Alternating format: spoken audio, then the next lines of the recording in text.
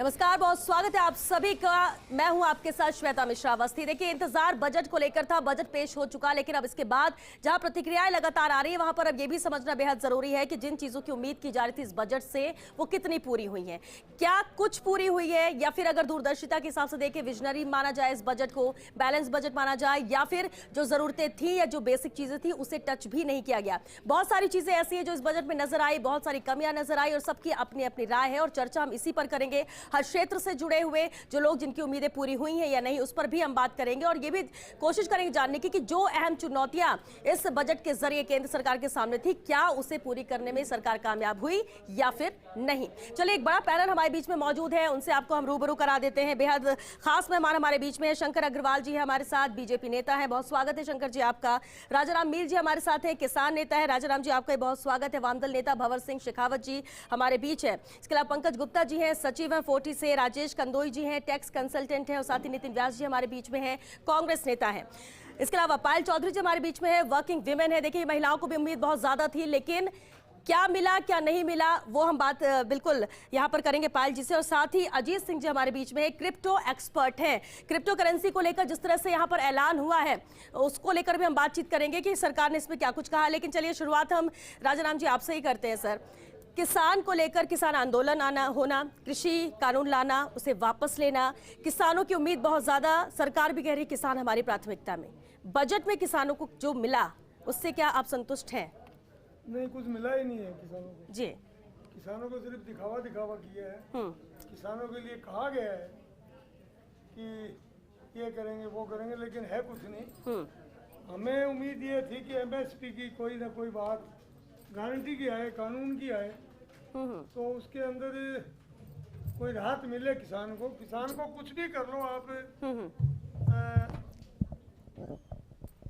जी। ये चाहे बजट को 5 साल का बता दो, 1 साल का बता दो, 25 साल का बता दो, कोई फर्क पड़ने वाला नहीं है। जब तक किसान की एमएसपी की गारंटी नहीं आएगी तब तक सब दिखावा है, किसान को कुछ भी मिलने वाला नहीं। ये प्रधानमंत्री निधि है, उससे भी कुछ नहीं। जो ये 2000 रुपये देते हैं, 17 रुपये रोज गए, कोई मतलब नहीं। ये 5 किलो अनाज दे रहे हैं, आज यूपी में चुनाव है, वहाँ कह रहे हैं हम 10 किलो अनाज दे रहे हैं। इस अनाज से भिखारी बनाने से कोई फायदा नहीं है। किसान को एमएसपी की गारंटी मिलेगी और सब फसलों की मिले, खाली चावल और गेहूं की बात नहीं है। तो इसका जिक्र कर रहे हैं, 5-6% खरीद वो कहते हैं कि एमएसपी पर किसानों से रिकॉर्ड खरीदारी की जाएगी इस बजट में, ऐसा है। खरीदती 5 या 6% एमएसपी पे खरीदते हैं, क्या 100% खरीद होगी क्या? बहुत ज्यादा की। इन बातों में कुछ नहीं है, ये सिर्फ दिखावा करते हैं, होता कुछ भी नहीं है। आज ये कहते हैं बार बार, ये बात अभी यूपी के अंदर बोली जा रही है, ये कह रहे हैं कि हमने 160 करोड़ की गन्ने की पेमेंट कर दी। इनका गन्ना मंत्री है, उनसे पूछो ना उनकी जो फैक्ट्री है उसके कितने पैसे बाकी पड़े हैं, आज उन्होंने चुका दिए क्या? पिछले साल मार्च के पैसे भी पिछले साल मार्च के पैसे किसानों के बाकी पड़े हैं। वो कह रहे हैं हमने पैसे चुका दिए इतना परसेंट, पिछले साल के इतना परसेंट, 96% पिछले साल के 98%, ये इन्होंने बोला जी।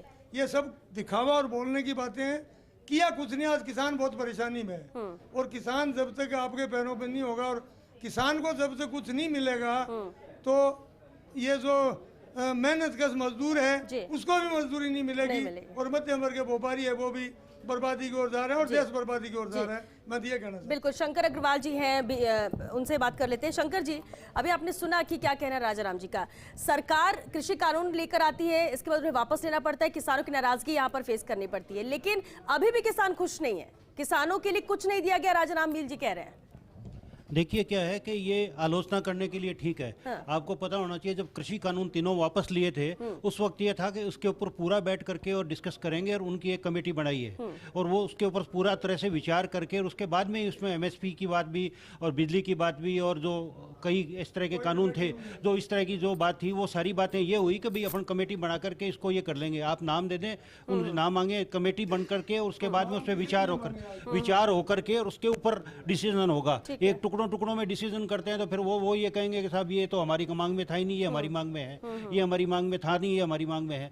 अलग अलग ग्रुप इनके भी बने हुए हैं, तो इसलिए जिस तरह से भी समाधान होगा, लेकिन वो एक बार बैठ करके बजट सत्र के दौरान या बजट सत्र के बाद सरकार इसके ऊपर विचार करके और इन सबको बैठा आपने बोला ग्रुप बने हुए, इनके किस तरह के ग्रुप है? क्योंकि ये भी तो किसानों में भी कई तरह के ग्रुप है ना, कई संगठन है, अलग अलग संगठन है, अलग अलग संगठन है ना, अलग अलग संगठन है ना।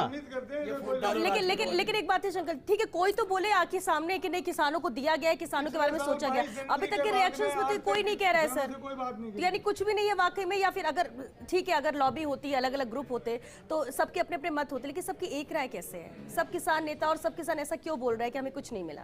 नहीं, ऐसा नहीं है। एक बात आप इसको निश्चित रूप से सोच लें कि पिछली बार का जो सारा का सारा डाटा एक एक सेक्टर का देख लें, सर्विस सेक्टर को छोड़ दें तो सभी सेक्टर में कुछ न कुछ ग्रोथ हुई है। वो ग्रोथ केवल एक आदमी के कारण से तो हुई नहीं है, उसमें किसान भी शामिल है, व्यापारी भी शामिल है, उद्योगपति भी शामिल है, सब लोग शामिल है। और आज जो कुछ भी उपाय हो रहा है, सरकार ने इस बार बजट में एक सीधा सीधा लोक भवन बजट न करके या आम आदमी की बात बार बार में आप कहते हैं वो न करके, उन्होंने सीधा सीधा ये कर दिया कि भाई हमारा एक विजन डॉक्यूमेंट है, ये लगभग हम 25 साल तक ये सारा का सारा है। उस विजन डॉक्यूमेंट में उन्होंने कहा कि भाई पीएम लिंक योजना बढ़ा दी उन्होंने एक, और उसके अंदर 7 इंजन पे हमारी सरकार चलेगी और उसके ऊपर सड़क है, उसमें यातायात है, रेलवे है, हवाई अड्डा है और जल है, और इंफ्रास्ट्रक्चर जो मूलभूत ढांचा है, उन सब का विकास करेंगे। उस विकास से क्या होगा, उससे किसान को भी फायदा होगा कि आज की तारीख में किसान अपनी बात वही है कि आप इनडायरेक्टली लेके चले कि इससे किसान को फायदा होगा। निश्चित रूप से होगा। 25 साल 5 साल पुराने किसान बोल रहा है, लोग बोल रहे हैं, आम जन बोलता है हमें आज राहत दे दो ना, आज दे दो, 6 महीने साल भर में दे दो। वो नहीं मिल रही है, इसलिए वो इस तरह से मान रहे हैं कि विजन में कोई सवाल नहीं उठा रहे। भंवर जी से भंवर जी, किसानों की बात आप हमेशा एक मिनट मैडम, एक मिनट, आज आप ये सोचिए, किसान राजाराम जी बैठे हैं मेरे पास में, किसान के पास में गांव के अंदर हालत ये होती है कि फसल तो खड़ी है पर उसको अगर 5 रुपए 10 रुपए 50 रुपए की भी जरूरत पड़ जाए तो गांव के अंदर जाकर के एक माचिस की डब्बी नहीं खरीद सकता। ऐसे बहुत सारे लोगों को मैं भी जानता हूं, राजाराम जी भी जानते हैं, बोले न बोले अलग बात है, लेकिन आज की तारीख में 2000 रुपया जब उसको मिलता है तो बहुत सारे लोग हैं जो परिवार में प्रसन्न रहते हैं कि भाई हमारे पास में मेरी जेब में पैसा है। किसान निधि को भी शायद बढ़ाया जा सके, ये भी उम्मीद यहाँ किया गया था। नहीं, वो तो बाद में भी बढ़ा सकते हैं। किसानों के इतना आपने सोचा, लेकिन इसमें भी बढ़ाने की उम्मीद थी, वो ठीक है। बाबर जी, जो अभी शंकर जी ने यहाँ पर बात रखी और जो कहा कि इसको इस तरह से देखना चाहिए क्योंकि ये विजन डॉक्यूमेंट है और आज की आज राहत मिल जाए जरूरी नहीं है। एक बड़ा विजन 25 साल का 5 साल का लेकर चल रही है सरकार। देखिए हालत, अगर आप कहेंगे अच्छा नहीं है तो फिर मैं ये कहना चाहूंगा कि देश आज बीमार है और ये 25 साल बाद उसको दवा देंगे। इससे बढ़िया डॉक्टर दुनिया में हो नहीं सकता कोई। इससे बढ़िया डॉक्टर कौन हो सकता है कि देश आज बीमार है, 25 साल बाद ये दवा देंगे, ये विजन लेके आए। इससे ज्यादा पागलपन कोई हो सकता है देश के अंदर? आज देखिए हालत ये, मनरेगा का बजट दिया नहीं, कहां रोजगार मिलेगा गरीब आदमी को? गांव के अंदर ये कह रहे हम विकास करेंगे गांव का, क्या है इसके अंदर बताइए? आज किसान की आय दुगनी करने की बात करने वाली है सरकार 2022 में, उसकी लागत दुगनी कर दी सरकार ने तमाम चीजों पर, पेप्सिसाइड पर, बीज पर। आज टमाटर का बीज जो किसान बोता था पहले 500 रुपए और 1000 रुपए किलो मिलता, आज मिलता 50,000 से 1 लाख रुपए किलो बीज। आज 350 रुपए किलो बाजरे का बीज मिलता है बोने के लिए और उसका बाजरा 11 रुपए किलो बिकता है। हालत ये है, तो ये सरकार क्या गारंटी दे रही है मुझे समझ नहीं आ रही। 25 साल का विजन लेके आए, इससे ज्यादा कोई पागलपन का बजट हो नहीं सकता। क्या है इस बजट के अंदर, किसके लिए? ना गरीब के लिए, ना आम आदमी के लिए, मतलब ना मजदूर के लिए, ना किसान के लिए, किसके क्या है? तो किसी के लिए केवल कॉर्पोरेट को 5 लाख करोड़ की छूट दी है। इससे पता चलता है ये सरकार पूंजीपतियों की दलाल सरकार है और पूंजीपति सरकार को चला रहे, वही चंदा देते हैं चुनाव लड़ने के लिए, सरकारों को पलटने के लिए, जिनसे ये पैसा लेते हैं उनको चुका रहे हैं। केवल देश के 21,000 किलोमीटर सड़क बनाने की बात करने वाला प्रधानमंत्री 25,000 किलोमीटर सड़क बेच रहा है देश की। वो कहां बात कर रहा है समझ में? इन्होंने 100 स्मार्ट सिटी की बात की थी, क्या बना दी एक भी स्मार्ट सिटी? इन्होंने कहा था किसी को फायदा नहीं, इसमें लोकसभा, इन्होंने कहा था सांसद एक गांव को गोद लेके विकास करेगा। क्या हुआ उस विकास का? पीछे के हवाई बजट जा चुके हैं। ये केवल हवाई सरकार है, केवल बातें करना जानती है, लेना देना कुछ नहीं है सरकार का। आम आदमी 2%, अभी देखो कोई नहीं, आपने भी नहीं उठाई है बात, 2% पेट्रोलियम पे टैक्स बढ़ा दिया। महंगाई नहीं बढ़ेगी इससे? पेट्रोलियम डीजल के भाव बढ़ेंगे, किसान की कॉस्ट और बढ़ेगी उससे। 2% पेट्रोलियम भाव बढ़ने से। एमएसपी की कोई गारंटी नहीं, उन्होंने दिया नहीं कि हम खरीदेंगे। अगर ये सरकार किसान हितैषी होती, बोलती हम एमएसपी की गारंटी दे रहे हैं, हर हाल में किसान खरीदेंगे, कुछ नहीं खरीदा इन्होंने। केवल ये 10% लोगों का बजट है यानी देश के अंदर। ठीक है, आप ये कह रहे हैं कि इसमें किसी के लिए कुछ नहीं है, सिर्फ वही बात, कॉर्पोरेट केवल के लिए, पूंजीपति सिर्फ कॉर्पोरेट के लिए लिए। टैक्सेस की छूट है, पंकज बाकी जी, है क्या? पंकज जी, सबसे पहले तो ये कि इस बजट में आपको क्या प्लस नजर आता है और क्या माइनस नजर आता है, किस तरह से इस बजट को आप देखते हैं? देखिए, मैं एक व्यापार संगठन से हूं। अगर व्यापारियों के लिहाज से देखें तो बजट में ऐसी कोई घोषणा नहीं है। केवल एक 130 करोड़ जो बात की है एमएसएमई के लिए, जो लोन सुविधा की बात की है, या कहीं सब्सिडी जो पहले से चल रही हैं, उसके अलावा कुछ नया ऐसा नहीं है व्यापारी के लिए कुछ भी, जिसको देखते हुए ये समझा जाए या सोचा जाए कि कहीं ना कहीं व्यापारी को इस बजट के अंदर कोई राहत देने की कोशिश की गई है।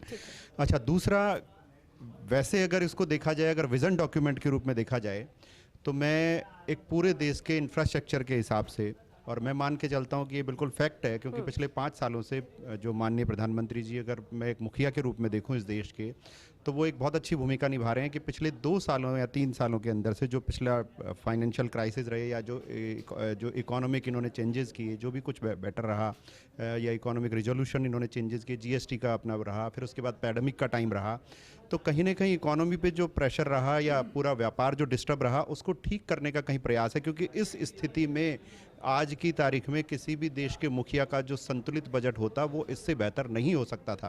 क्योंकि यहाँ पर अगर मैं एक देश के मुखिया के रूप में इस बजट को अगर मैं बेहतरीन कहता हूँ, तो वो इस हिसाब से भी, क्योंकि हर साल 1 या 2 डिपार्टमेंट या 1 या 2 सेक्टर्स को स्ट्रक्चर्ड करने की कोशिश की जाती है। इस बार जो इन्होंने घोषणा की है वो कहीं पोस्ट ऑफिस को देखें, उसको बैंकिंग सिस्टम में कन्वर्ट कर रहे हैं, बीमा बॉन्ड की बात की है, तो उससे नई जो होंगे कहीं ना कहीं व्यापार पे भी। देखिए, कहीं भी पैसा अगर घूमता है तो व्यापार पे भी असर होता है, कहीं भी पैसा घूमता है, कहीं भी कुछ सिस्टम क्रिएट होता है तो उससे नौकरियां भी क्रिएट होती हैं। हम अगर उसको बात करें, बहुत कुछ बहुत बेहतर है, क्योंकि किसी भी चीज़ को ना, किसी भी चीज़ को एकदम से ठीक नहीं किया जा सकता।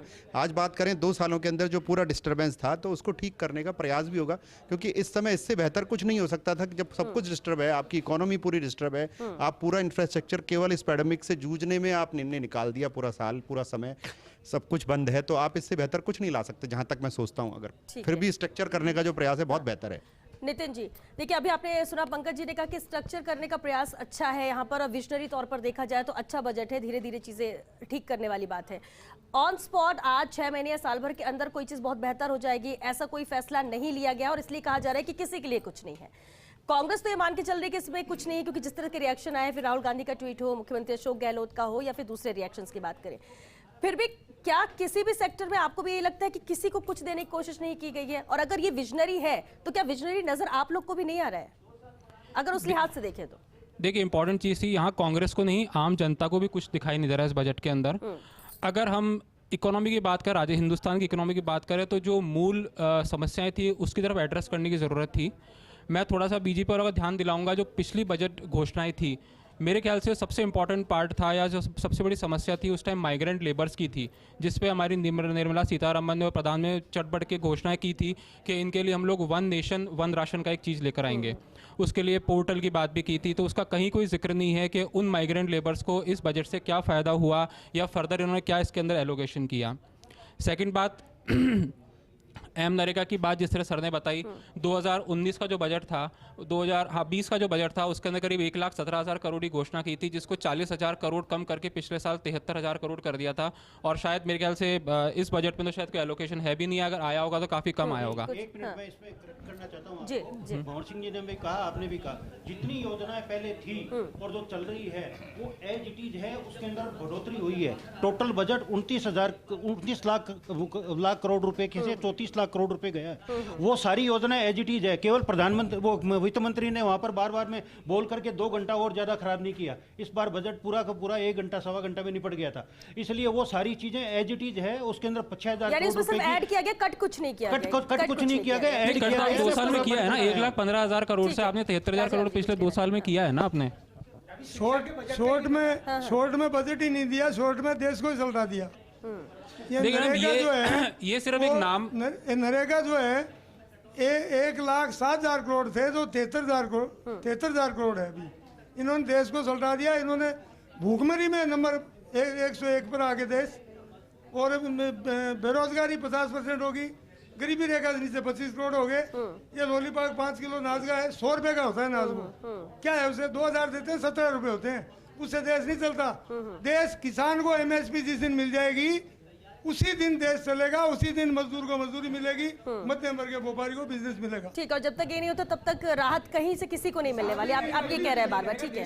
ऐसा नहीं है मैडम, चीज और बताऊंगा, एक मिनट सुन ले, मैं करेक्ट कर दूं। नरेगा वाली बात चल रही है, वही बात पूरी कर देते हैं। नरेगा में जो पहले प्रोविजन था 1,07,000 करोड़ रुपए का, वो आज उससे बढ़ा करके किया है। पिछली बार सुनो तो अजय, सुनो तो सही, पिछली बार 73 लाख, पिछली बार 73,000, आप ठीक है सुनो तो ठीक है भंवर जी, पहले सुनिए, पिछली बार 73,000 करोड़ रुपया खर्चा इसलिए हुआ कि पूरे देश में कोरोना चल रहा था, उसकी वजह से काम ही नहीं हुआ, तो काम नहीं हुआ तो बजट ही खर्च नहीं हुआ, इसलिए आप उसको कहो 1,07,000 से करोड़ करके आपने 70,000 करोड़, वो 73,000 करोड़ रुपए खर्च केवल इसलिए हुआ कि उसमें अंदर कोरोना के कारण से सब जगह पर बंदी चल रही ठीक है, वो इसलिए चलिए ठीक है। नहीं देखिए ये सिर्फ एक चलिए देखिए आंकड़ों की बात है, लेकिन पहले क्या था क्या नहीं था, लेकिन आज की हम बात करें सर इस बजट को लेकर ही बात दूसरा करें। एक आप चीज देखिए, इसमें बड़ी एक हास्यास्पद चीजें भी हैं इस बजट के लेके, जिसको मेरे ख्याल से हमारी फाइनेंस मिनिस्टर ने ध्यान नहीं दिया। आपने एक वर्चुअल डिजिटल करेंसी के ऊपर 30% टैक्स लगाया है और उसमें लिखा है इसमें कोई एक्सपेंसेस आपके डिसअलाउड नहीं होंगे। अब इसमें हास्यास्पद बात यह है कि इसको लेके आज तक कोई कानून ही नहीं है हिंदुस्तान के अंदर। रिजर्व बैंक और सेबी इस बारे में डिस्कशन करता रहता है, लेकिन अभी हमारी फाइनेंस मिनिस्टर पता नहीं इस पे 30% कहाँ पे लगाया है। पूरी जनता यंग जनरेशन में झोंक चुकी है, काफी लॉसेस भी लग चुके हैं और अब इस पे 30% आप टैक्स भी लगा रहे हो, तो ये भी समझ के पड़े। दूसरी एक और इंपॉर्टेंट चीज, और एक इंपॉर्टेंट चीज है, वापस उस पर भी बात करेंगे, एक जो व्यापार से रिलेटेड चीज है, व्यापार से रिलेटेड चीज है कि पिछले साल जो हमारा MCA साइट है, ministry of corporate affairs site है, उसके लिए बढ़ चढ़ के इन्होंने घोषणा की थी कि MCA 21 वर्जन 3 आएगा, जिसको बहुत ईज ऑफ डूइंग बिजनेस में रहेगा, आपकी ई स्क्रूटनी होगी, ई कंसल्टेशन होगा, ई मैनेजमेंट होगा, उसको लिए कोई घोषणा नहीं है। आज की तारीख में भी वो वेबसाइट ऐसे के ऐसे पड़ी हुई है। ठीक है, यानी आप ये मान रहे कि अभी कुछ भी नहीं है, जितना जो कहा गया या जो उम्मीदें लगा के बैठे थे। एक रिएक्शन जरूर इस पर आपसे चाहेंगे अजय, कि क्रिप्टो करेंसी को लेकर 30% वहां पर 1% TDS लगेगा, दूसरी तरफ उसको उतनी वैल्यू है भी नहीं, मान्यता है भी नहीं, लेकिन डायरेक्टली टैक्स भी है। इसको समझे कैसे, क्योंकि क्रिप्टो को लेकर बहुत सारा असमंजस है। देखिए मैं आपको बहुत ही सिंपल तरीके से समझाना चाहूँगा कि जो 30% जो टैक्स लगा हुआ है वो किस तरीके से और किस पर लगा हुआ है। अगर हमने किसी भी करेंसी को 100 रुपये से बाई किया, जो हमारी मूलधन है, जो हमारा प्रिंसिपल अमाउंट है, उस पे उसके बाद अगर हमने 100 रुपये से अगर हमने 50 रुपये कमाया हुआ है, तो जो हमको टैक्स पे करना है वो 50 रुपये पे पे करना है। यानी कि जो आपका मूलधन रहेगा, जो प्रिंसिपल अमाउंट रहेगा, वो आपका एज इट इज रहेगा, और जो 30% आपको टैक्स पे करना है, तो जो आपका प्रॉफिट निकला है या जो आपका मुनाफा हुआ है उस पर आपको 30% टैक्स पे करना है। और जो 1% जो TDS लगाया हुआ है, जो भी क्रिप्टो करेंसी एक्सचेंजेस चलते हैं या जो भी बहुत सारे एक्सचेंजेस पर जो लोग लेन देन करते हैं, 1% TDS जो लगाया हुआ है उनको लगाया हुआ कि अगर आप उन पर लेन देन करते हैं, बाय करते हैं, तो कहीं ना कहीं 1% TDS जो है आपको एक्सचेंजों को देना पड़ेगा जो आप भी लेन देन करते हैं। तो इस तरीके से हमको उसको देखना है। दूसरी बात यह है कि क्रिप्टो करेंसी के ऊपर जो टैक्स का बिल आया हुआ है, इसमें ओनली टैक्स की बात की गई है, इसको अभी रेगुलेट नहीं किया गया है। तो जो जब इसको रेगुलेट किया जाएगा तो इसके ऊपर जो नियम और कानून बनाए जाएंगे उसको भी हम एक्सेप्ट करेंगे। दूसरी बात ये कहना चाहूँगा कि अभी जो बिल आया है, इससे ये साबित होता है, कहीं ना कहीं भारतीय सरकार ने ये साबित किया है कि इंडिया में तो हम क्रिप्टो करेंसी को इसको हम बैन नहीं करने वाले हैं। इस पर हम और सोचेंगे और विचारेंगे और इसके बाद हम रेगुलेट करेंगे इसको। क्रिप्टो करेंसी को डिक्रेज करने के लिए, क्रिप्टो करेंसी बिजनेस को डिक्रेज करने के लिए सरकार ने इस तरह का टैक्स और ये TDS का प्रोविजन किया है। और साथ में आप कानून लाके उसको बैन नहीं कर दीजिए, आप कानून लाके उसको बंद ही कर दीजिए। जब आपके पास में रूल्स एंड रेगुलेशंस नहीं है तो ऐसे लॉ को चलाने से रेगुलेट अभी किया नहीं, सिर्फ टैक्स लगाया गया है, जैसा कि बिल्कुल डिस्करेज करने का सरकार का विजन डिस्करेज करने का है कि इस बिजनेस को डिस्करेज करना है। और इसलिए उसने ये कहा 2023 के अंदर 2023 में RBI अपनी सरकार इसको बैन नहीं कर सकती है क्योंकि इसमें भारतीय निवेशकों का बहुत सारा पैसा लगा हुआ है। कि डिस्करेज करना है इसको और नीचे लेकर लोगों का जो इंटरेस्ट है उसको कम करना है, इसलिए ये टैक्स लगाया गया है। बिल्कुल, कहीं ना कहीं देखिए अभी इतना आपको सरकार ने हमको खाली एक दिशा दी है कि इस पे हम और विचारेंगे और समझेंगे। अभी पूरी तरीके से इस पे हम बैंड या अनबैंड की बात नहीं कर रहे हैं, इसको अभी रेगुलेट करने में काफी समय है। और जब भारतीय सरकार ये सोच रही है कि कहीं ना कहीं हम अपनी देश की एक डिजिटल करेंसी लॉन्च करने वाले हैं, इससे कहीं ना कहीं भारतीय अर्थव्यवस्था को बहुत बढ़ावा मिलेगा ग्लोबल लेवल पर भी। सर वो डिजिटल करेंसी लेकिन आरबीआई ये- इशू ये करेगी, क्या ये फैसला वो अच्छा है? आरबीआई इशू राइट, करेगी, उसके बारे में हम ये लोग फैसला अच्छा है।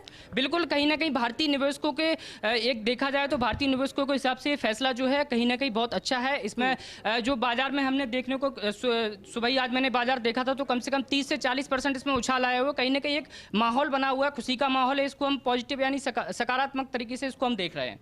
ये पॉजिटिव देख रहे हैं, आप कह रहे हैं डिस्करेज करने के लिए ऐसा किया गया है, तो ये तो प्लस में ही जाएगा। और अगर इससे लेकर फैसला किया जाए तो खैर चर्चा हम आगे भी जारी रखेंगे, क्योंकि बहुत सारे ऐसे मुद्दे अभी किसानों को लेकर बात की, अभी हम इस पर बात करें, लेकिन टैक्स भी बेहद अहम है, क्योंकि जब हम मध्यम वर्ग की बात करते हैं तो हम उम्मीद ये करते हैं कि राहत टैक्स में मिले, जो कि नहीं मिली है। इसके अलावा भी बहुत सारे अलग अलग सेक्टर है, हेल्थ की बात करें, एजुकेशन की बात करें, क्या कुछ उसमें मिला, नहीं मिला, विचार किया गया या फिर उसे नजरअंदाज किया गया, चर्चा इस पर भी जारी रहेगी।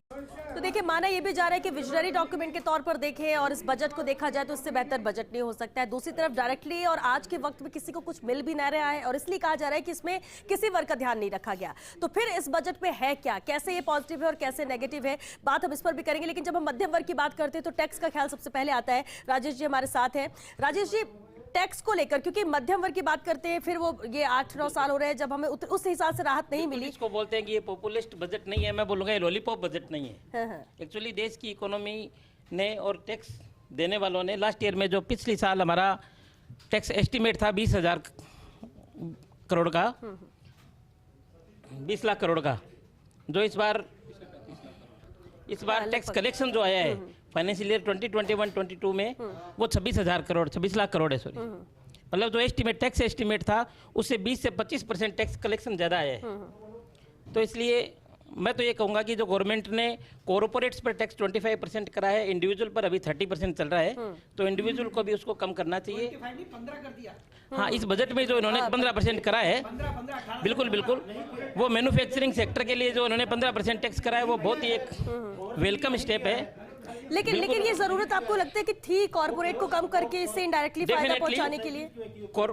बिल्कुल डेफिनेटली जो ये कह रहे हैं भाई साहब, कॉर्पोरेट टैक्स पे मैन्युफैक्चरिंग सेक्टर में नई यूनिट एस्टेब्लिश करने पर टैक्स 15% है, जो इसको अभी ये लास्ट डेट उसकी 31 मार्च 22 थी, जिसको बढ़ा के इन्होंने 1 साल और बढ़ाया है। अभी 23 तक नई मैन्युफैक्चरिंग यूनिट एस्टेब्लिश करने पर उस पर 15% इनकम टैक्स आएगा, जो पूरे वर्ल्ड में बहुत कम कंट्रीज में है इस स्लैब में। इसलिए हमें और बहुत सारे, लेकिन देखिए ये बात एक बात जो कह रही है कि 10% कॉर्पोरेट को ध्यान में रख के कर दिया गया, फिर टैक्स भी कम, सरचार्ज भी कम, आपको लगता है कि इससे ठीक है? लेकिन क्या स्कोप था मध्यम वर्ग के लिए भी टैक्स कम करने का? मध्यम वर्ग के लिए करना चाहिए था, डेफिनेटली करना चाहिए था, जिससे कि मध्यम वर्ग को बहुत सारी राहत मिलती और उसकी बहुत सारी उम्मीद थी, बहुत सारी रिप्रेजेंटेशन लोगों ने दी है। लेकिन हो सकता है बजट में इस पर एनालिसिस पे विचार हो।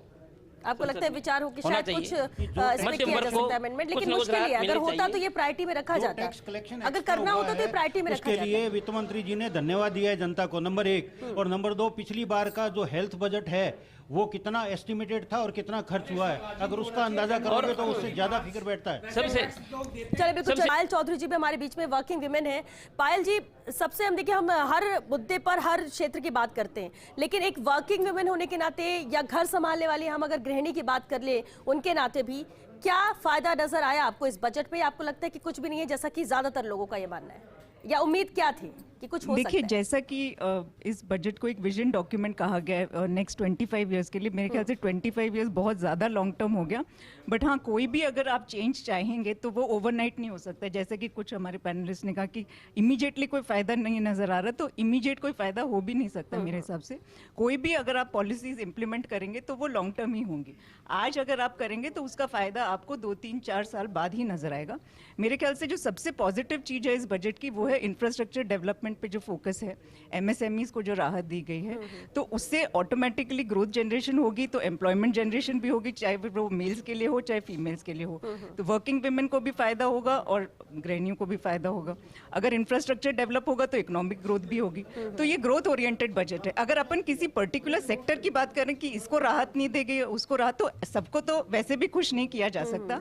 हाँ, कुछ चीज़ें हैं जैसे इनकम टैक्स है, इनकम टैक्स स्लैब को मध्यम वर्ग के लिए कम किया जा सकता था, बिकॉज अगर पैंडेमिक की भी बात करें तो लास्ट 2 इयर्स में काफ़ी जॉब लॉसेस हुए हैं, काफ़ी लोगों की इनकम, इसलिए भी तो उम्मीदें ज्यादा बढ़ गई थी हाँ, कि शायद राहत मिल इसलिए सकती है, हाँ। उसको ध्यान में रखते हुए कुछ राहत मीडियम क्लास को दी जाए, जैसे कॉर्पोरेट सेक्टर को दी है उसी हिसाब से मिडिल क्लास को भी देनी चाहिए थी, तो वो नहीं दी गई है। बट ओवरऑल मुझे लगता है कि ये ग्रोथ ओरिएंटेड बजट है और इसको पॉजिटिवली लेना चाहिए। इसे पॉजिटिव लेना चाहिए। अजीत, ये बार बार जो एक असमंजस बना और आप कह रहे हैं कि कहीं ना कहीं बैन तो नहीं किया जाए लेकिन इसको रेगुलेट किया जाएगा, ये इंडिकेशन है इस 30% टैक्स को लेकर। बिल्कुल बिल्कुल, देखिए मैं इसके लोग बारे इसे में समझे कैसे, क्योंकि इसको लेकर अब तक अगर इस बजट के पहले तक बात की जाए तो लोगों को लगता है पैसा फंसता है, लॉस में जाएगा, इसके कोई आगे पीछे कहते हैं कोई माई बाप ही नहीं है, कोई देखने वाला नहीं है, तो इसमें पैसे डालना खतरे से खाली नहीं है। लेकिन अब 30%, 1% TDS, ये जो पूरा एक प्रारूप तैयार किया गया है, उसके बाद अब क्या इसकी तस्वीर बदलने वाली है?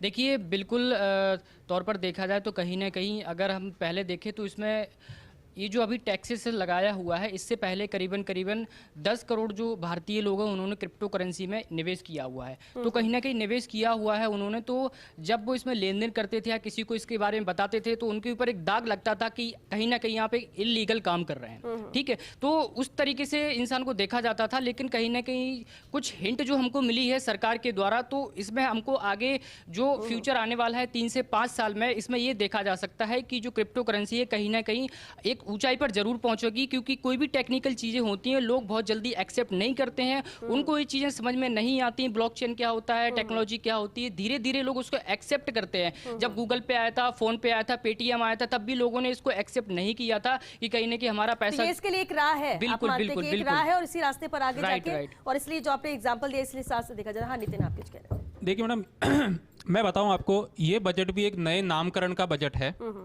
2014 से हम स्टार्ट करें जब मेक इन इंडिया कंसेप्ट आया था, उसके बाद में स्किल इंडिया कंसेप्ट आया था, मेड इन इंडिया का आया, स्टैंड अप इंडिया आया, स्किल इंडिया आया, इतने कंसेप्ट्स लेकर आए। उसके बाद धरातल पे मेरे ख्याल से कुछ भी चीज़ें इनके अंदर नहीं हुई। और अब मेरे को बीजेपी का कोई भी प्रवक्ता ये बता दे कि आज जो निर्मला सीतारमण 2 शब्द यहाँ पे काम लिए हैं, अमृतकाल और गति शक्ति, इसका क्या तात्पर्य है और इससे क्या फायदा होने वाला है? शंकर जी, खासकर सर अमृतकाल के बारे में थोड़ा सा बताइए। अमृतकाल के बारे में तो वित्त मंत्री जी ने बोला, बिल्कुल इस पर तो रविंद्र कुशवाहा, चलिए ठीक है, पहले जवाब ले लेते हैं जिस तरह से नितिन ने सवाल उनसे किया था। जी शंकर जी, उन्होंने कहा कि भाई ये केवल नामकरण का बजट है। मैं आपको जानकारी में दे देता हूं कि सबसे पहले बजट में मेक इन इंडिया की बात कही थी नरेंद्र मोदी जी ने, और आज परिणाम ये है मेक इन इंडिया का उस टाइम परिणाम 2 करोड़ जॉब्स पर ईयर की बात ही थी, मिनट। जो अभी बजट में 60 लाख पे आ गया है। एक मिनट, तो मेक इन इंडिया की बात कही थी, आज उसका परिणाम ये है कि आज तोपें भी जो है पहले हिंदुस्तान में नहीं बनती थी, बंदूकें हिंदुस्तान में नहीं बनती थी, वो बहुत बड़ी बड़ी जो है आर्टरीज और ये जो रक्षा सौदे जो बाहर से करते थे, उसके सारे का सारा सामान आज की तारीख में यहाँ बन रहा है बहुत बड़ी मात्रा में। ये सब शंकर और जी, उसके कारण ये से सब एक्सेप्टेबल और ये सब लोग समझ रहे हैं, लेकिन विजनरी तब होता जब सब कुछ स्मूथली चीजें चलती होती है और हम कहते हैं 5 साल बाद ये फायदा होगा तो होगा। लोग अगर इसलिए नहीं मान रहे हैं या नाराजगी है या हमें कुछ नहीं मिला, वो इसलिए क्योंकि 2 साल में बहुत कुछ बदल गया है। इस कोविड काल में बहुत चीजें बदल गई, बिगड़ गई, लोग उस राहत की उम्मीद कर रहे, तो शायद यही वजह है कि वो नहीं मान रहे कि हमारे लिए कुछ दिया गया, आज कुछ नहीं मिला। कोविड में आप एक मिनट जी जी जी जी जी बिल्कुल शंकर जी, हाँ। तो इसलिए तो उसके कारण से हमारा इंपोर्ट हो रहा था वो बहुत कम हुआ है। रक्षा सौदे में सबसे ज़्यादा सामान बाहर से खरीदना पड़ता था, वो यहाँ आज बन रहा है, पहली बात। दूसरी बात, आप ये बार बार में जो राहत की बात करते हो, 2,73,000 करोड़ रुपए का पिछली बार बजट प्रोविजन किया था हेल्थ सेक्टर के लिए, जो रूटीन में करते हैं, कोरोना को छोड़ दें आप, उस बार उसके ऊपर 4.75 लाख करोड़ रुपया खर्च हुआ है। और इसके अलावा कोरोना में जो वैक्सीनेशन पे जो सरकार का खर्चा हुआ है वो अलग है। तो आप 6,000, लेकिन इसके बावजूद शंकर जी, अगर हम टैक्स कलेक्शन की बात करते हैं वो बहुत अच्छा हुआ है, हम जीडीपी के फ्रेम की बात करते हैं, ग्रोथ की, वो बहुत अच्छी हुई है, सरकार लॉस में नहीं है, बहुत कुछ आया ही है, तो फिर देने में उम्मीद इसलिए थी। मैं ये आपको कह रहा हूं, जो एस्टिमेटेड है उससे जो पैसा ज्यादा है उससे तो ज्यादा खर्चा भी तो ज्यादा हुआ है ना, खर्चा भी तो ज्यादा हुआ है। आज सरकार एक वैक्सीनेशन का पैसा एक आदमी से लेती और फ्री में दे रही है, वो भी तो एक राहत है ना। राजेश जी कुछ कहना चाह रहे थे? सरकार ने अपने इंफ्रा बजट में 20% की बढ़ोतरी करी है, और मैं सोचता हूँ कि किसी को छोटी छोटी टैक्स राहत दे देते, छोटी छोटी टैक्स सब्सिडी दे देते, उसकी बजाय इंफ्रास्ट्रक्चर डेवलपमेंट आज देश की जरूरत है। तो उन्होंने 20% बढ़ोतरी अपने इंफ्रा बजट में करी है, जिसका फायदा सबको मिलेगा। अगर किसी गांव के पास से हाईवे निकलता है तो उस हाईवे का फायदा उस किसान को भी मिलता है, वहाँ के रहने वाले मध्यम वर्ग आदमी को भी मिलता है, खाली कॉर्पोरेट्स को नहीं मिलता है। ठीक है, और सीजीटीए में ठीक है, इन्होंने जो 1 वापस लाख आपका करोड़ रुख का करेंगे रविंद्र, क्योंकि हमारे साथ जुड़ के रविंद्र कुशवाहा क्रिप्टो एक्सपर्ट है। रविंद्र, जरा आपकी भी राय जरूर जानना चाहेंगे हम इस क्रिप्टो को लेकर, क्योंकि सवाल भी बहुत है। 30% टैक्स, दूसरा ये रेगुलेट नहीं है, सरकार की मंशा इसे लेकर क्या है, लोग कितना इस पर ट्रस्ट करें? देखिए, सबसे पहले तो मैं धन्यवाद देना चाहता हूं मोदी सरकार को, क्योंकि उन्होंने ये डिसीजन लिया कि क्रिप्टो करेंसी इंडस्ट्री एक बहुत बड़ी इंडस्ट्री है, कहीं ना कहीं $3 ट्रिलियन की इंडस्ट्री है आज के मार्केट के अकॉर्डिंग अगर हम देखें तो इसमें अपार संभावनाएं हैं युवाओं के लिए भी कि ट्रेडिंग के माध्यम से एक बेहतरीन रेवेन्यू भी जनरेट कर सकते हैं और एक बेहतरीन टेक्नोलॉजी है जिसका हम युवा वेलकम करना चाहेंगे। और कहीं ना कहीं जो स्थिति बनी हुई थी यूजर्स के बीच में जो क्रिप्टो करेंसी में डील कर रहे थे कि इसको बैन किया जाना चाहिए या अनबैन करना चाहिए, जो स्थिति थी यहाँ पर जो इन्वेस्टर्स थे जो डरे हुए थे, सहमे हुए थे, उनके लिए स्थिति क्लियर कर दी गई है कि कहीं ना कहीं आगे चल के क्रिप्टो करेंसी को बैन नहीं किया जाएगा कम से कम।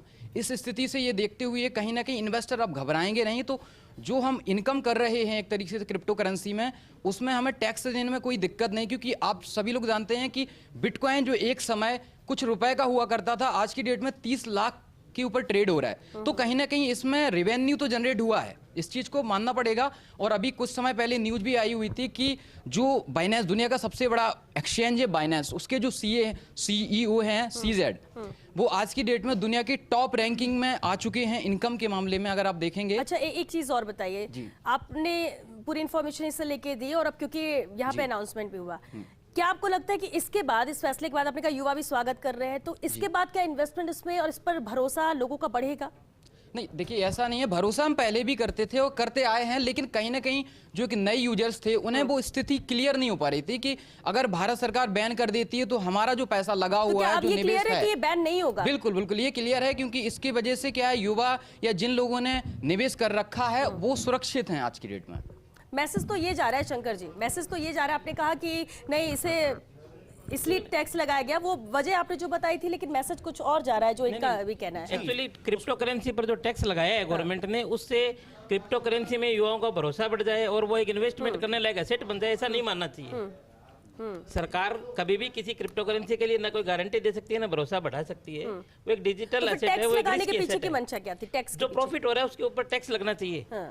अभी जो प्रॉफिट हो रहा था, जो आदमी क्रिप्टो करेंसी में डील कर रहा था, उसे ये नहीं पता कि उस क्रिप्टो करेंसी को वो शॉर्ट टर्म कैपिटल एसेट माने कि लॉन्ग टर्म कैपिटल एसेट माने, कि वो उसको बिजनेस माने अपना या इनकम फ्रॉम अदर सोर्सेज में उसको टैक्स लगेगा। तो इसलिए उन्होंने एक बेंचमार्क डिसाइड कर दिया कि इसको 30% टैक्स लगेगा उसके प्रॉफिट पर, और उसके रिलेटेड और कोई खर्चे होते हैं वो सब अलाउ नहीं होंगे। बेसिकली जो भी खर्चा कोई क्रिप्टो करेंसी के लेन देन में अगर हो तो वो अलाउ नहीं होगा, सीधा सीधा जो प्रॉफिट है उस पर सीधा सीधा 30% टैक्स लगेगा। पंकज जी, एक अहम बात ये भी है, ये जो क्रिप्टो करेंसी की बात आप कर रहे थे ना, कि भाई जो मैंने कहा था कि अब डिस्करेज करने की बात है, वो इसलिए मैं कह रहा हूँ आपको कि आरबीआई एक तो टैक्स लगाया है और टैक्स भी उसमें एक्सपेंडिचर नहीं करके, इंडेक्सिंग न करके, बिना इंडेक्सिंग के टैक्स लगाया है, पहली बात। और दूसरी बात ये है कि उन्होंने साथ साथ ये भी कहा है वित्त मंत्री जी ने कि आरबीआई अगले साल अपनी करेंसी जारी करेगी, आर्टिफिशियल जो भी। तो इसलिए वो गवर्नमेंट ये चाहती है कि इस करेंसी से शिफ्ट होकर के लोग आरबीआई जो करेंसी जारी करे उस पे आ जाए, और तब तक इसके ऊपर हैवी टैक्स रहने का मतलब ये है कि लोग उसके डिस्करेज हो। ठीक है जी, ये मेरा मानना है। जी मैं भी उनकी, हाँ, ठीक है, बिल्कुल सोच हो सकती है सबकी अपनी अपनी। अभी आपसे बात हुई, आपने कहा कि व्यापारियों के लिए खास कुछ नहीं, लेकिन फिर भी वेलकम करना चाहिए विजनरी के तौर पर, देखा जाए विजनरी डॉक्यूमेंट के तौर पर, तो ये बहुत अच्छा बजट, इससे अच्छा बजट दिया नहीं जा सकता था। लेकिन व्यापारी जो उम्मीद कर रहा था, तो अब तो 1 साल तो मान के चले कि कुछ भी नहीं है, और व्यापारी ही सबसे ज्यादा ये कह रहा था। अगर हम सेक्टर्स की बात करें, होटल इंडस्ट्री हो या टूरिज्म सेक्टर हो, जो राजस्थान के लिए बहुत इंपॉर्टेंट है, वो धराशायी हो रहा है, और उनका कहना था कि हमें बहुत ज्यादा उम्मीदें हैं, ध्यान इस पर देना चाहिए था, लेकिन नहीं दिया गया। आपको लगता है कि फिर भी ये बजट अच्छा है, फिर भी व्यापारी मानेंगे कि चलो ठीक है, दूरदर्शिता के तौर पर देखें तो अच्छा है, तो क्या इतना संतोष व्यापारी करेंगे? नहीं, देखिए, अगर व्यापार के हिसाब से देखें तो जो कुछ घोषणाएं होनी थी वो नहीं हुई है, क्योंकि अगर टूरिज्म इंडस्ट्री के हिसाब से देखें, इवेंट इंडस्ट्री के हिसाब से देखें तो कुछ भी नहीं है। अगर मैं बात करूं होटल इंडस्ट्री, वो बिल्कुल धराशायी है, होटल इंडस्ट्री में कुछ नहीं बचा। आपके टेंट से रिलेटेड या पूरा ये व्यापार सेक्टर जो है, जो मैरिज से रिलेटेड है, उसमें कुछ नहीं है। और तो एक्चुअल में व्यापारी कुछ बजट के साथ घोषणाओं की उम्मीद कर रहा था। एक्चुअल में बजट के साथ जो घोषणाएं हैं या कुछ पॉलिसी ला करके, या हम कुछ ऐसी चीज़ें क्रिएट करें जिससे उस व्यापार को बढ़ोतरी मिले, या कुछ ऐसे सिस्टम क्रिएट करें जिससे उस व्यापार को बढ़ोतरी मिले। एक्चुअल में व्यापारी इस चीज़ की उम्मीद कर रहा था बजट घोषणा, इस पूरे बजट के अंदर, क्योंकि आज की तारीख में वैसे मैंने जो नोट किया है या जो आज का एक सिस्टम है पूरा, कि पूरे साल भर में कहीं ना कहीं गवर्नमेंट हर सेक्टर को रेगुलेट करने के लिए बजट के बाद भी घोषणाएं करती रहती है, छोटी छोटी घोषणाएं, जिससे वो सेक्टर रेगुलेट रहे और वो सेक्टर। क्या कि कुछ हाँ, ऐड ऑन हो ये उम्मीद है क्योंकि इस बजट में कुछ भी नहीं दिया। इस बजट में ऐसा कुछ भी नहीं है जिससे व्यापार को, किसी भी व्यापार को कोई बढ़ावा मिले। और पिछले 2 सालों के अंदर जो व्यापार 100% इफेक्टेड है, जिस व्यापार में आज ये स्थिति है कि व्यापारी आज कर्ज लेकर के या भूखों मरने की स्थिति जो है, कई लोग तो एक्चुअल में आत्महत्या कर चुके हैं, उनमें बहुत प्रॉब्लम। मेरे मित्र खुद ही थोड़ी देर पहले कह रहे थे बजट बहुत अच्छा है, असल बात उन्होंने बता दी। एक्चुअल में ऐसा नहीं है सर। देखिए मैं आप मैं आपके बीच में नहीं बोला। हाँ बोलिए, मैं उसके बाद जवाब। मैं इन्होंने जो बात बता दी सही बात पे आगे, इस देश को ये उल्टी सीधी बातों में उलझा करके कहाँ ले जाना चाहते हैं। इस बजट के अंदर क्रिप्टो करेंसी क्या है ये, और इससे क्या होगा, इससे किसी को मिलेगा? आज 99% लोग नहीं जानते क्रिप्टो करेंसी क्या है, क्या मतलब है इसका। इस तरीके की बातें करके कुछ नहीं मिला, ये इन्होंने सही कहा। बजट में कुछ नहीं दिया, किसी को कुछ नहीं मिला, देश प्रॉब्लम में है। नीचे जो मजदूर है, मजदूरी से लेकर किसान और मध्यम वर्ग जो गाँव और ढांढी। अच्छा, किसानों के लिए बोले कि कृषि उपकरण जो है उस पर राहत है, उसके रेट्स कुछ भी नहीं। मैं बताऊँ आपको, देखो किसानों को राहत देनी थी तो डीजल कम कर दे और ये बीज और खाद कम कर दे, और मतलब जो भी चीजें कुछ किसान को राहत देनी है तो इन बातों पे आओ। और जो किसान पे राहत क्या देंगे? किसान पे तो टैक्स लगाने तैयार हो रहे, सब चीजों पे। किसान के जो साधन है, ठीक है, आज जो ट्रैक्टरों की चीज खरीदने के सब पे टैक्स लगा दिया। बाबर जी, किसान को राहत मिलने का कोई चांस नहीं है। ठीक है, हम मान लें कि आज कुछ नहीं है, लेकिन विजनरी डॉक्यूमेंट के तौर पर है। देखें तो संतुष्ट हो सकते हैं क्या बजट को? ऐसा देख ले कि हाँ 20-25 साल के बाद अगर देखा जाए बहुत कुछ विकास मोदी जी होगा। जब से आए हैं ना जी, तब से वो विजनरी डॉक्यूमेंट ही लिए हुए हैं, जो धरती पे तो उतरेगा नहीं। ये वो हवाई जहाज ऊपर ही घूमता रहेगा, ना आपके समझ में आएगा, ना जनता के समझ में आएगा, ना व्यापारी को समझ में आएगा, ना और किसी को समझ में आएगा, घूमता ही रहेगा ऊपर। ये आप देखते रहो, हाँ हवाई जहाज घूम रहा है, उतरेगा 25 साल बाद उतरेगा शायद। अभी कह भी दिया, वित्त मंत्री खुद भी बोल रही है 25 साल बाद उतारेंगे धरती पे। अरे ऐसे झूठे लोग हैं, कोई इनका मतलब नहीं है, केवल पूंजीपति के लिए, कॉर्पोरेट के लिए काम किया है। आज एक बात समझिए, 1% टैक्स कम करने का मतलब है 1.5 लाख करोड़ की छूट। अभी पिछले दिनों छूट दी, पिछले बजट में छूट दी, तो आम आदमी को क्या छूट वो नहीं दे सकते? अगर 1% जिसकी आज आपको 1 लाख रुपए मिलता है, अगर मैं आपकी जेब से 5,000 रुपए ले लूं तो आप पे फर्क नहीं पड़ेगा, लेकिन जिसको 5,000 रुपए मिल रहा है उसकी जेब से 1,000 रुपए ले लूंगा ना, तो बढ़ जाएगा वो। बहुत ये कर रहे वो है कि वो 5,000 वाले एक रुपए बहुत कीमती है। और चलिए, क्योंकि हम बजट पर लगातार चर्चा करते हैं, खास पैनल में हमारे साथ जुड़े थे, बहुत शुक्रिया आप सभी का इस चर्चा में शामिल होने के लिए, क्योंकि वक्त यहाँ पर खत्म हो चुका है। लेकिन इतना जरूर है कि उम्मीदें सबको बहुत ज्यादा थी, कोई ये स्पष्ट भी नहीं कह सकता या खुशी जाहिर किया हो कि नहीं बहुत कुछ है, बहुत खुश हूं इस बजट से। नाराजगी ज्यादातर लोग व्यक्त कर रहे हैं, लेकिन क्या समझा पाएगी आने वाले वक्त में सरकार, क्या कुछ है और एड ऑन किया जा सकता है जो शायद छूट गया हो लोगों को खुश करने के लिए या उनको राहत पहुंचाने के लिए, ये भी देखना होगा। लेकिन फिलहाल बजट को ना तो बैलेंस कहा जा सकता है, ना चुनावी बजट कहा जा सकता है, विजनरी डॉक्यूमेंट के तौर पर जरूर इसे लिया जा रहा है, लेकिन कितने लोग लेते हैं और कितना समझते हैं ये भी बेहद है। चलिए इसी के साथ दीजिए इजाजत।